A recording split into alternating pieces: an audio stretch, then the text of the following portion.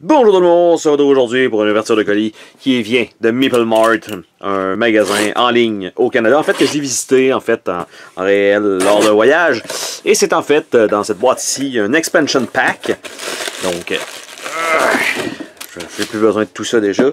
Je peux quand même retirer le prix de ce packaging. Et voilà. Puis même je vais même l'ouvrir maintenant vu qu'on a le full glare, j'ai pas éteint les lumières qui étaient au-dessus. Mais bref, c'est une expansion pour le jeu Dark Souls The Board Game, donc le jeu de société.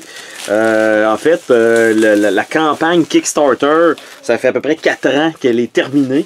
Et il y a encore du contenu qui sort. Donc, qu'est-ce que ça donne? Donc, The Last Giant.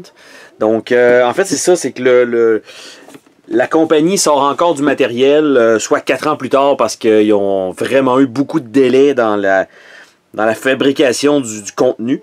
Et en fait, ce qu'il reste à sortir, c'était 3 expansions qui contiennent 3 boss. En fait, ça va être à peu près le même genre de boîte, les 3 qui restent.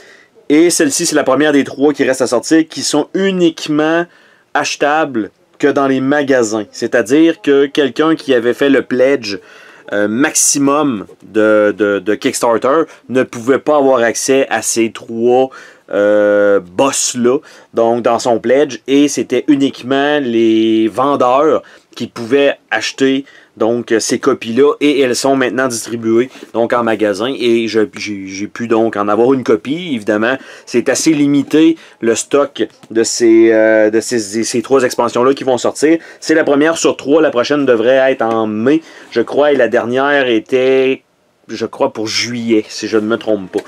Et après ça, il n'y aura plus de contenu qui va sortir. Donc, à l'intérieur de cette boîte, donc évidemment, une grosse boîte, déjà, on se dit c'est quasiment le jeu, mais non, c'est juste une expansion tout court.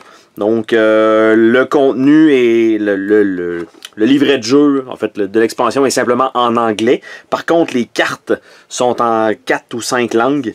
1, 2, 3, en 5 langues, donc c'est tout est fourni, mais le petit guide est toujours en anglais. Donc moi, ça me dérange pas vraiment, là, vu que ma copie de jeu est en anglais. On a à l'intérieur de ça un plateau de jeu réversible. Donc, premier plateau et deuxième plateau. Donc évidemment, les cercles qui sont là, c'est pour faire bouger en fait les figurines sur le plateau, ça sert à ça. À l'intérieur, on a un petit punchboard ici, en fait, qui va servir à prendre ça et mettre ça sur dessus pour faire un genre de disque de points de vie. Évidemment, 44 points de vie, c'est quand même assez long quand on fait 1 ou 2 dégâts de la shot. On a un pack de cartes, donc déjà sont un petit peu rondinées. C'est pas la plus belle qualité de carte que j'ai vue de ma vie donc dans ce jeu-là. Par contre, les images sont quand même très très cool. Donc ça va être assez foncé par contre. Mais on voit un peu, bon, il y a plusieurs iconographies, je ne passerai pas à travers de ça, je pense que c'est pas le but. Mais on voit ici en bas, bon ben ici ça c'est l'anglais, après ça on a de l'allemand je crois, après ça on a du, je sais pas trop, italien peut-être, après ça on a français et on a, ah non italien là, ben, il me semble que c'est ça. Bref, je connais pas trop mes drapeaux, désolé. Et on a après ça la série de cartes du boss.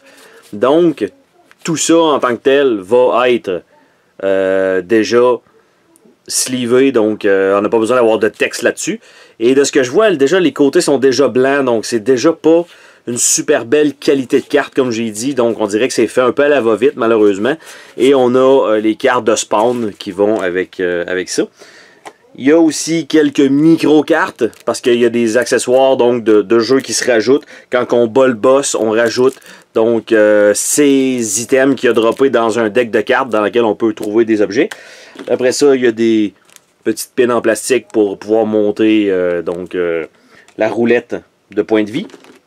Et le boss lui-même, assez gros, mais on s'entend qu'il y a beaucoup de pertes dans le boîtier. Et donc, je suppose qu'il y a des têtes partout. Effectivement. Pour regarder le détail. Donc le boss, quand même une bonne pièce. Si on voit, mettons dans ma main, la grosseur du disque. Donc évidemment, vous êtes à peu près ça d'eau. Donc évidemment, ici, on a le trou de balle.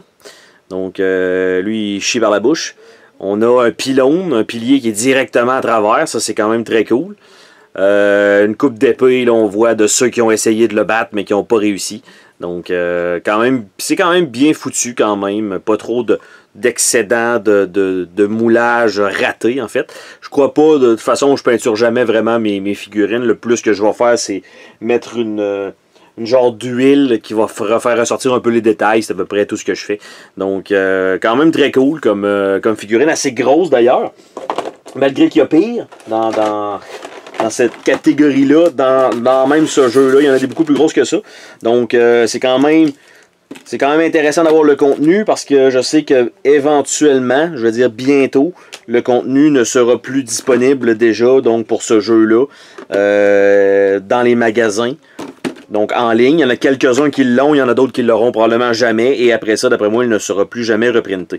Donc il m'en manque 2 pour avoir le jeu complet, on va dire ça comme ça, avec toutes les extensions possibles. C'est sûr que le jeu en tant que tel prend à peu près 14 heures à jouer une partie normale. Je ne parle même pas d'une campagne. Je parle uniquement du scénario de base, c'est-à-dire de battre un mini-boss, de battre un boss et de battre un ultra-boss. Donc ça fait à peu près le tour de ça. Et là, j'ai de la misère à refermer la boîte. Et voilà.